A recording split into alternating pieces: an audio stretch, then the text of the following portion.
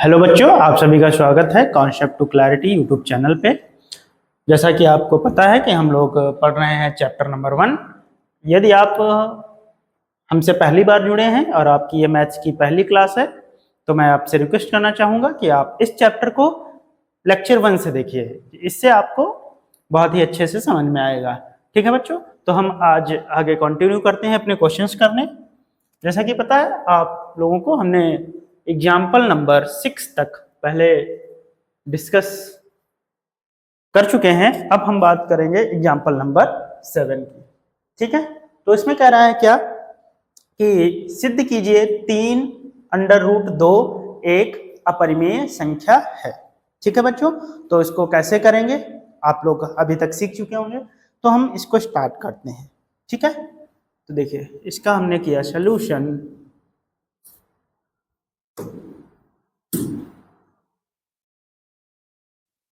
What is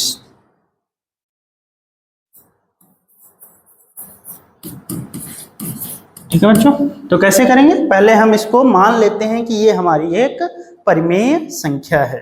ठीक है बच्चों, तो मैंने माना 3 रूट 2 एक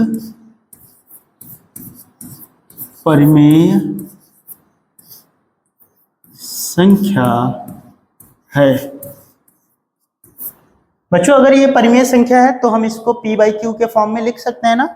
तो हमने इसको लिख लिया 3 root 2 equal to p by q. ठीक है बच्चों, और हमने बताया था कि कोई भी अगर फ्रैक्शन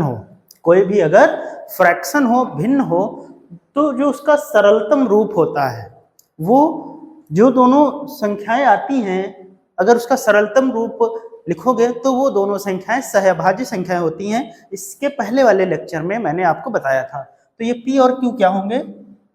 जहां p तथा q सहअभाज्य पूर्णांक है।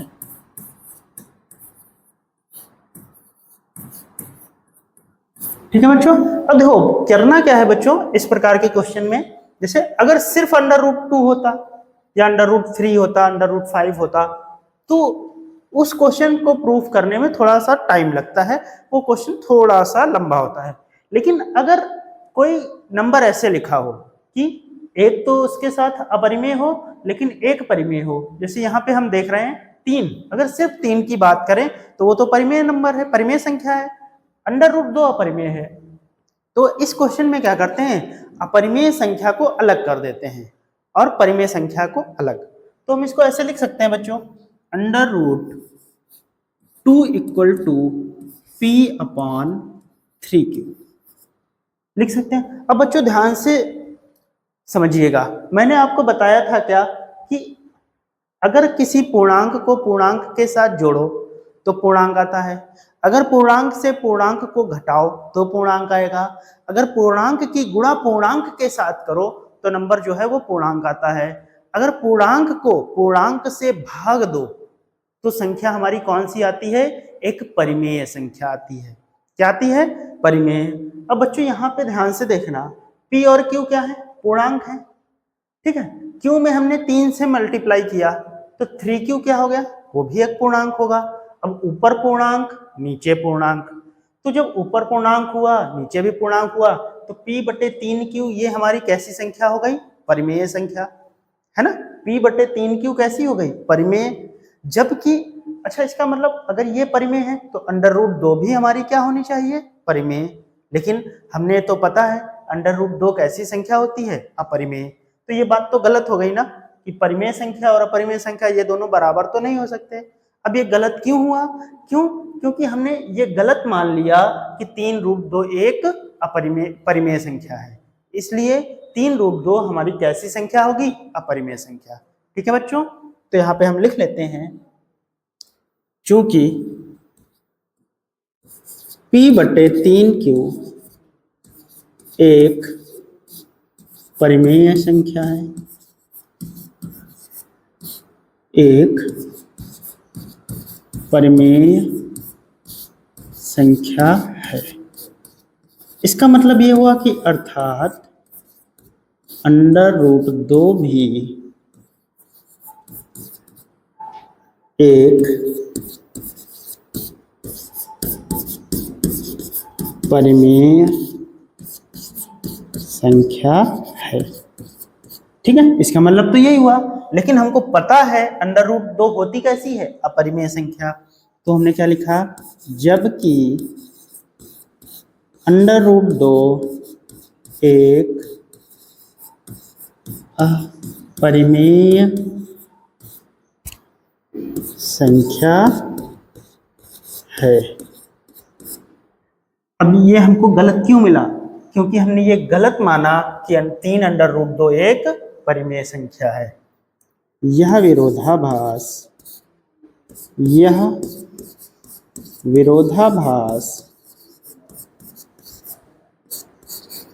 हमें हमारी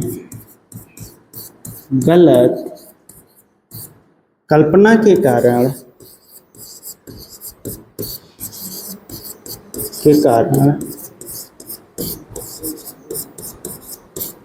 प्राप्त हुआ है कि 3√2 एक परिमेय संख्या है। इसलिए 3√2 एक अपरिमेय संख्या। ठीक है बच्चों, एक बार फिर से बता देते हैं क्या, P/3Q ये परिमेय संख्या होगी। ठीक है, अगर ये परिमेय हुई तो √2 भी परिमेय होनी चाहिए। तो हमने वही लिखा, P/3Q एक परिमेय संख्या है। इसका मतलब ये हुआ कि √2 भी एक परिमेय संख्या है। लेकिन हमको ये पता है कि √2 कैसी संख्या है, अपरिमेय।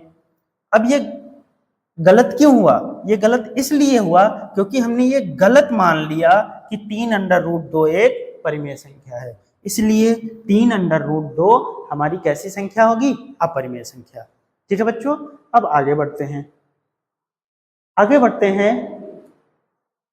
अब बात करते हैं एक्सरसाइज 1.2 क्वेश्चन नंबर 1 की। अब बच्चों ये क्वेश्चन ठीक वैसे ही होगा जैसे हमने एक एग्जाम्पल किया था। वो एग्जाम्पल आपका कौन सा था, अगर मैं बताऊं, एग्जाम्पल था 5, जिसमें हम लोगों ने प्रूफ किया था √3 एक अपरिमेय संख्या है। अब यहाँ पर क्या प्रूफ करना है, √5 एक अपरिमेय संख्या है। ठीक है, तो इसको हम लोग करते हैं। ठीक है बच्चों, तो हमने लिख लिया सॉल्यूशन। ठीक है, तो हमने क्या माना बच्चों, माना √5 एक परिमेय संख्या है, एक परिमेय संख्या है। अगर √5 एक परिमेय संख्या है तो हम इसको P/Q के फॉर्म में लिख सकते हैं। तो √5 = P/Q। ठीक है बच्चों, अब P/Q हमने बताया ये दोनों कैसे नंबर्स होंगे, सहअभाज्य होंगे। ठीक है, जहां P तथा Q सहअभाज्य पूर्णांक है, सहअभाज्य। अब ये दोनों हमने बताया ये सहअभाज्य दोनों क्यों होते हैं, अगर आपने पहला लेक्चर देखा होगा इसके पहले वाला तो वो आपको समझ में आया होगा। जहां P तथा Q सहअभाज्य पूर्णांक है। अब बच्चों ध्यान से देखना, अब इसके पहले जो हमने क्वेश्चन किया वहां पर क्या था, 2√5। ठीक है, तो वो तो आसानी से हो गया था। अब यहाँ पे सिर्फ √5 है, तो अब इसको कैसे करेंगे। ठीक है, यहाँ पर इसके साथ कोई परिमेय संख्या दी नहीं है, इसीलिए इसका प्रोसेस थोड़ा सा बड़ा हो जाता है। अब हमने क्या किया, दोनों तरफ वर्ग कर दिया। ठीक है, तो हमने लिखा दोनों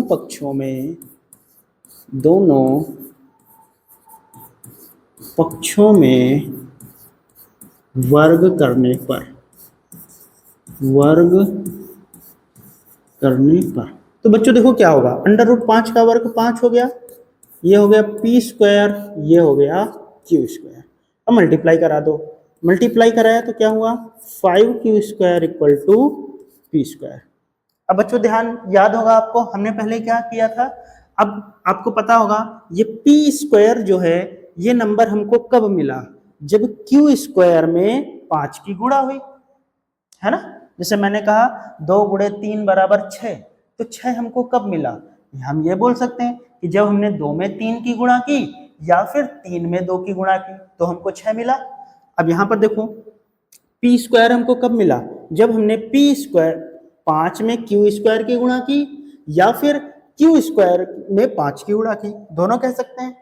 अब देखना बच्चों ध्यान से, जैसे 6 हमको कब मिल रहा था, जब हमने 2 और 3 की गुणा की, यानी कि जो 6 है वो हमारा 2 से भी विभाजित हो जाएगा और 3 से भी। तो ये एक चीज बताओ, पी स्क्वायर जब 5 की गुणा हमने क्यू स्क्वायर में की तो पी स्क्वायर मिला, तो जो पी स्क्वायर है ये हमारा 5 से विभाजित हो जाएगा ना, हो जाएगा, ठीक है। तो हम इसको लिख सकते हैं क्या, 5 पी स्क्वायर को विभाजित करता है। अब बच्चों ध्यान देना, हम लोगों ने एक थ्योरम पढ़ी थी क्या, कि अगर कोई अभाज्य संख्या है, कैसी संख्या, अभाज्य, अगर वो किसी नंबर के वर्ग को विभाजित करती है, किसी नंबर के वर्ग को विभाजित करती है, तो इसका मतलब ये होता है कि वो संख्या, वो अभाज्य संख्या उस नंबर को भी विभाजित कर देगी। तो हम ये कह सकते हैं 5 पी को भी विभाजित करेगी, 5 पी को भी विभाजित करेगी। अब बच्चों ध्यान देना, 5 पी को विभाजित करेगी, तो इसका मतलब ये हुआ कि जो पी है हमारा वो 5 का एक गुणनखंड है, सॉरी पी जो है वो 5 का एक गुणज है। क्या है, 5 का गुणज है। अब गुणज हमने बताया था ना, जैसे हमने कहा 3 के गुणज, तो 3 गुणे 2 6, है ना, 3 गुणे 4 12, तो ये सभी क्या है, 3 के गुणज हैं। तो अगर 5 पी को विभाजित कर रहा है तो इसका मतलब ये है कि जो पी है वो 5 का एक गुणज है, या फिर ये कह सकते हैं 5 जो है वो पी का एक गुणनखंड है। दोनों बातें हम लोगों ने पढ़ी थी ना, कि अगर किसी नंबर का गुणज है तो वो नंबर उस नंबर का गुणनखंड भी होता है। जैसे हमने कहा 8 का फैक्टर 2 है, तो 2 का गुणज 8 है। ठीक है बच्चों, तो यहाँ पर अब देखो, सॉरी, हाँ, तो हम ये कह सकते हैं क्या कि पी 5 का गुणज है, या फिर ये भी हम कह सकते हैं 5 जो है वो पी का एक गुणनखंड है, गुणनखंड है। ठीक है बच्चों, अब ध्यान देखना, तो हमने मान लिया कि माना P जो है वो क्या है, P हमारा 5 का गुणज है, तो हमने P को 5R मान लिया। ठीक है, 5R, P हमारा 5 का गुणज होना चाहिए। अब ये R कुछ भी हो सकता है, 1 2 3 4 अप टू इनफाइनाइट। ये हमको पता है कि P जो है वो 5 का गुणज है, तो P 5 का गुणज हमने मान लिया। अब यहां पर हमने क्या किया, इसको मान लिया इक्वेशन नंबर 1। ठीक, अब ध्यान, हमने क्या किया, इक्वेशन नंबर 1 में P की जगह 5R रख दिया। ठीक है, अब हमने क्या किया, P इक्वल टू 5R समीकरण 1 में रखने पर रख देते हैं, तो देखो क्या हो गया, 5q square equal to P की जगह हमने 5R रख दिया, 5R का स्क्वायर, तो ये कितना हो गया, 5q square equal to 25R square. अब हमने इसको डिवाइड कर दिया। ठीक, तो ये हो गया q square equal to 5r²। अब बच्चों थोड़ा यहाँ पे ध्यान देखना, यहाँ पे क्या था 5q² इक्वल टू p²। अब यहाँ पे क्या है q² इक्वल टू 5r²। तो इसका मतलब ये हुआ q² जो है वो हमको कब मिल रहा है, जब हमने r² में 5 की गुणा की। ठीक है, तो हम ये कह सकते हैं कि 5 जो है वो q² को डिवाइड कर देगा, है ना। तो हम ये कह सकते हैं 5 q² को विभाजित करता है। तो इसका मतलब ये हुआ 5 q को भी विभाजित करेगा। क्यों करेगा? क्योंकि बच्चों 5 एक हमारी कैसी संख्या है, अभाज्य संख्या है। ठीक है, को भी विभाजित करेगा। अब बताना बच्चों, अगर 5 q को विभाजित कर रहा है तो इसका मतलब यही तो हुआ q भी हमारा 5 का गुणज है, या हम ये भी कह सकते हैं 5 जो है वो q का एक गुणनखंड है। तो इसका मतलब ये हुआ q 5 का एक गुणज है, या फिर कह सकते हैं 5 q का एक गुणनखंड है, है। ठीक है बच्चों, अब बच्चों ध्यान से देखिएगा, 5 भी p का एक गुणनखंड है, 5 q का भी एक गुणनखंड है। अब बच्चों ध्यान से देखना, हमने p और q को क्या माना है, सहअभाज्य। अब अगर ये दोनों सहअभाज्य हैं तो इनके गुणनखंड में क्या कुछ कॉमन होना चाहिए? कुछ भी नहीं। लेकिन गुणनखंड में 5 यहाँ भी दिख रहा है, यहाँ भी दिख रहा है ना। तो अब ये दोनों सहअभाज्य तो नहीं रहे। जब ये दोनों सहअभाज्य नहीं रहे तो ये जो कंडीशन हम लोगों ने मानी थी ये गलत हो गई। ठीक है,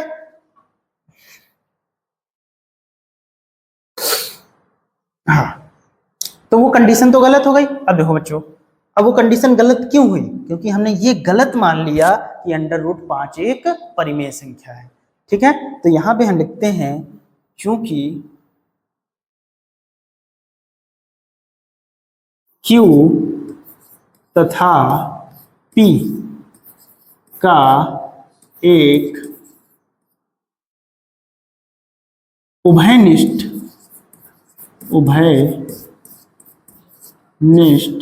गुणनखंड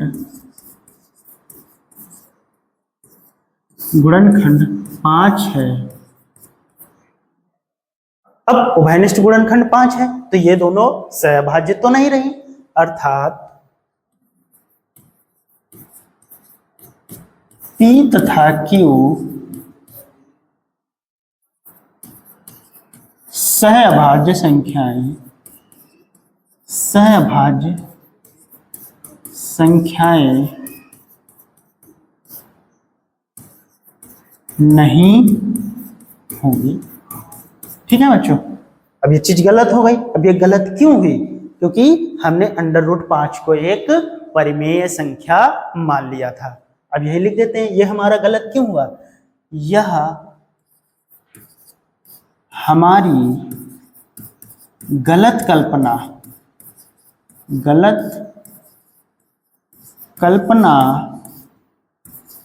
के कारण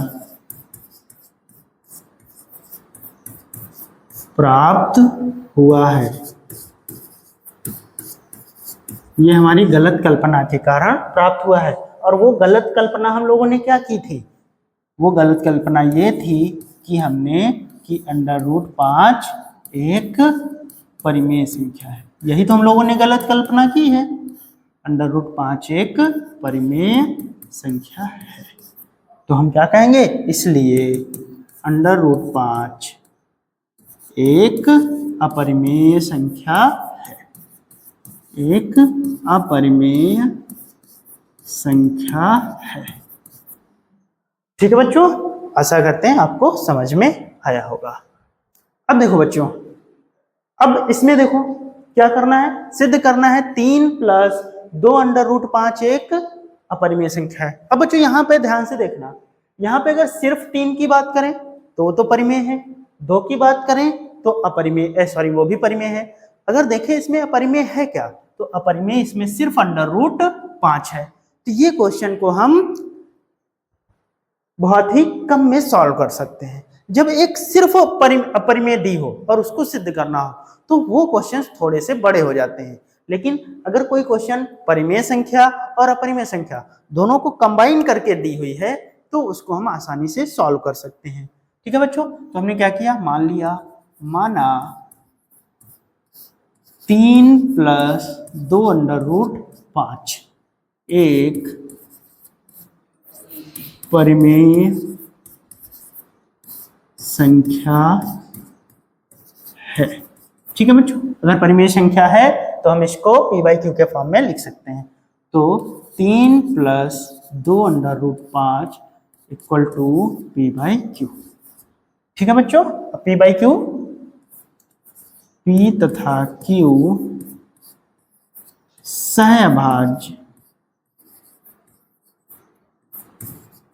सहअभाज्य पूर्णांक है। ठीक है बच्चों, अब थोड़ा ध्यान से समझिएगा।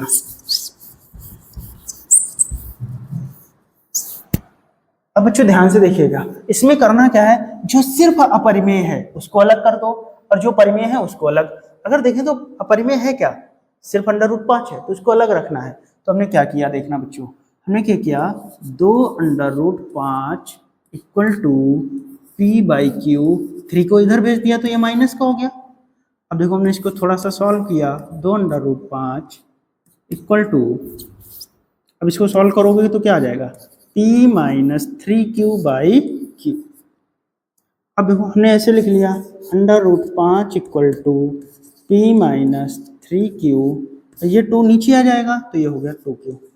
अब बच्चों ध्यान से देखिएगा, ये संख्या, ये तो हमारी एक परिमेय संख्या है क्योंकि हमने बताया था पूर्णांक से पूर्णांक घटाया, पूर्णांक आया, नीचे पूर्णांक है ही, पूर्णांक बटे पूर्णांक परिमेय संख्या।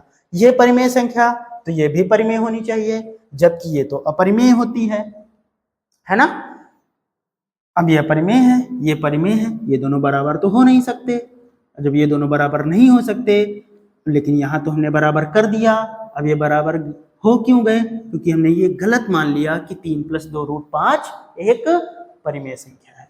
ठीक है बच्चों, अब यहाँ पे लिखो, चूंकि p - 3q/2q एक परिमेय संख्या है, अर्थात √5 भी एक परिमेय संख्या है।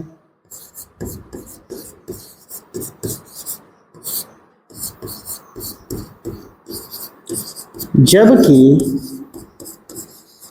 √5 एक कैसी संख्या होती है, अपरिमेय, जबकि √5 एक अपरिमेय संख्या है।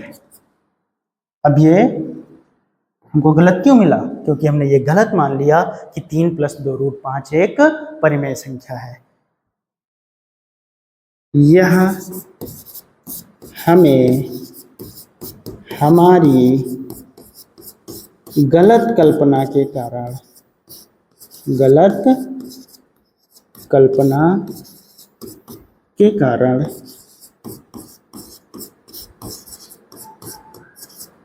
प्राप्त हुआ है। क्या हमने गलत कल्पना की भाई, वो भी लिख दो। हुआ है कि 3 + 2√5 एक परिमेय संख्या है। ठीक है, इसलिए 3 + 2√5 एक अपरिमेय संख्या है।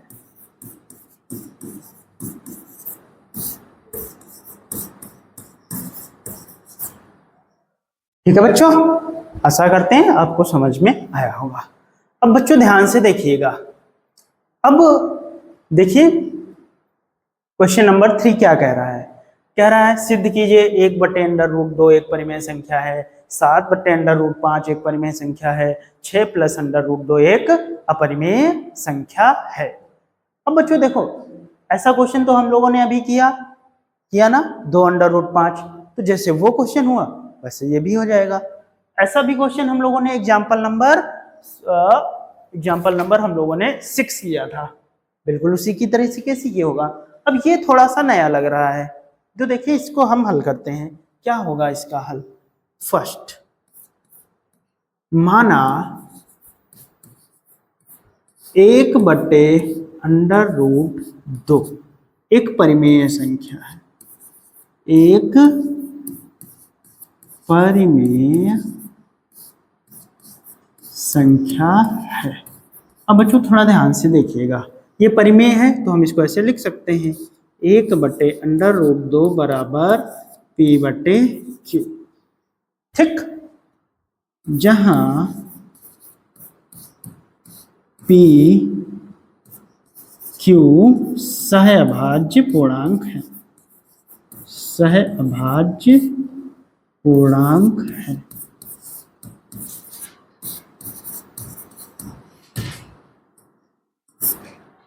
ठीक है बच्चों, अब थोड़ा ध्यान से देखिएगा, अब इसको कैसे सॉल्व करें। देखो अब इसको कैसे सॉल्व किया जाए, ध्यान से देखिएगा बच्चों। देखो इसको भी दो तरीके से कर सकते हो। वो दो तरीके क्या हैं, पहले मैं एक छोटा तरीका बता दूं। चलिए छोटा तरीका समझते हैं। पहले हम इसको ऐसे लिख सकते हैं ना बच्चों, 1/√2।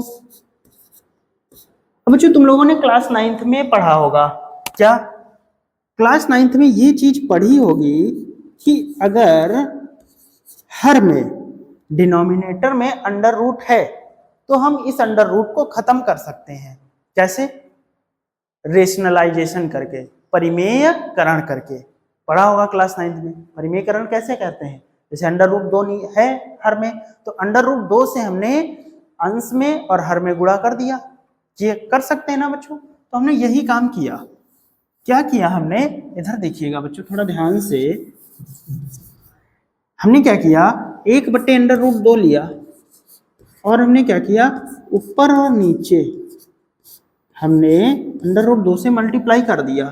तो ये देखना क्या बन गया, ये नंबर यही तो बन गया। ऊपर बन गया अंडर रूट 2 और नीचे क्या बन गया, 2। अंडर रूट 2 की गुणा अंडर रूट 2 के साथ करोगे तो 2 ही आएगा, या फिर ये कह सकते हैं अंडर रूट 4, और अंडर रूट 4 क्या होता है, 2। अब देखना बच्चों ध्यान से, ये किसके बराबर हो गया, P/Q के। ठीक है बच्चों, अब थोड़ा ध्यान से देखिएगा, हमने क्या बताया था। अब यहाँ पे ध्यान से देखो, अगर हम अंडर रूट 2 की बात करें तो ये तो अपरिमेय है, दो परिमेय है। हमने क्या किया था, अपरिमेय को अलग करो, परिमेय को अलग कर दो।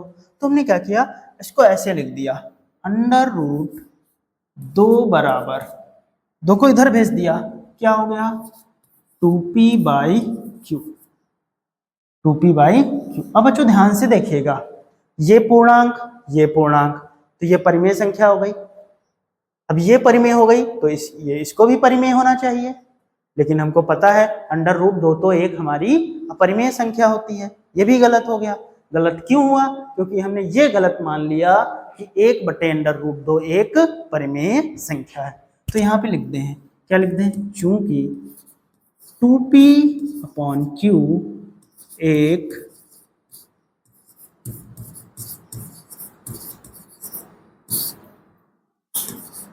परिमेय संख्या है। अब ये परिमेय है तो इसको भी परिमेय होना चाहिए, अर्थात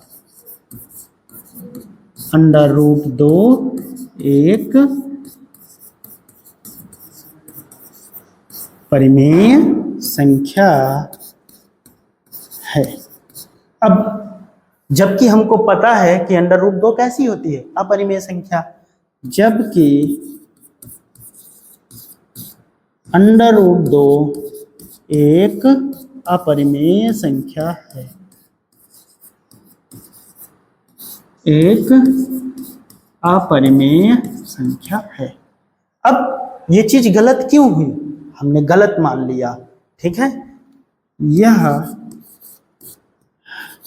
हमें हमारी गलत कल्पना के कारण प्राप्त हुआ है। ये हमें गलत कल्पना के कारण प्राप्त हुआ है। अब वो गलत कल्पना क्या है, 1/√2 को परिमेय संख्या मानना, यही तो गलत है। ये हमें हमारी गलत कल्पना के कारण प्राप्त हुआ है कि 1/√2 एक परिमेय संख्या है, एक परिमेय संख्या है। इसलिए 1/√2 एक अपरिमेय संख्या है। ठीक है बच्चों, समझ में आया होगा। अब बच्चों थोड़ा ध्यान से देखिएगा। अब जैसे 7/5 है, अब इसको मैं ऐसे ही बता दे रहा हूं, ये आप लोग खुद करिएगा, क्योंकि ठीक ऐसा एग्जाम्पल हम लोगों ने किया। अब देखो ये कैसे होगा, हमने 7/5 को परिमेय माना, तो देखो बच्चों यहाँ पे क्या हो जाएगा, 7/5 बराबर p/q। अब बच्चों ध्यान से देखिएगा, 7 हमारी परिमेय है, √5 अपरिमेय है, तो इसको अलग कर दो, परिमेय को अलग अपरिमेय को अलग, तो इधर क्या बचेगा, √5 बराबर p/7q हो जाएगा, 7 नीचे पहुंच जाएगा। अब बच्चों ध्यान से देखना, p/7q ये तो परिमेय संख्या होगी, अब ये √5 के बराबर होगी। अब p/7q परिमेय है, तो इसका मतलब √5 भी एक परिमेय होनी चाहिए। लेकिन हमको पता है √5 कैसी होती है, अपरिमेय संख्या। अब p/7q तो परिमेय होगी। अब जब एक अपरिमेय दूसरी परिमेय, ये दोनों आपस में बराबर नहीं हो सकती। अब ये दोनों आपस में बराबर नहीं हो सकती, लेकिन हमने तो बराबर ला दिया, ये तो गलत हो गया ना। अब ये गलत क्यों हुआ, हमने ये गलत मान लिया कि 7/5 एक परिमेय संख्या है। ठीक है बच्चों, आशा करते हैं ये क्वेश्चन आप खुद ट्राई करिएगा। क्वेश्चन नंबर इसका जो 3 है, 6 + √2। ठीक है, अब 6 + √2 में देखो 6 की बात करें तो वो 6 भी हमारी परिमेय संख्या है, √2 अपरिमेय है, तो परिमेय को अलग अपरिमेय को अलग। और जब इसको सॉल्व करोगे तो √2 बराबर किसके हो जाएगा, जैसे इसको मैं कर देता हूं यहाँ पे शॉर्ट में समझ लीजिए, किसके बराबर, p/q। अब √2 निकालोगे तो क्या हो जाएगा, सॉरी p/q - 6 इसी के तो बराबर होगा। अब जब इसको सॉल्व करोगे तो क्या आएगा, p - 6q/q √2। अब बच्चों ध्यान से देखना, ये तो परिमेय संख्या हो गई, ये परिमेय, ये दोनों बराबर तो हो नहीं सकते, लेकिन बराबर आ गए। बराबर क्यों आ गए, क्योंकि हमने ये गलत मान लिया कि 6 + √2 एक परिमेय संख्या है। ठीक है बच्चों, तो बस क्या लिख देंगे, चूंकि p - 6q/q एक परिमेय संख्या है, अर्थात √2 भी एक परिमेय संख्या है, जबकि √2 हमारी कैसी संख्या है, अपरिमेय संख्या।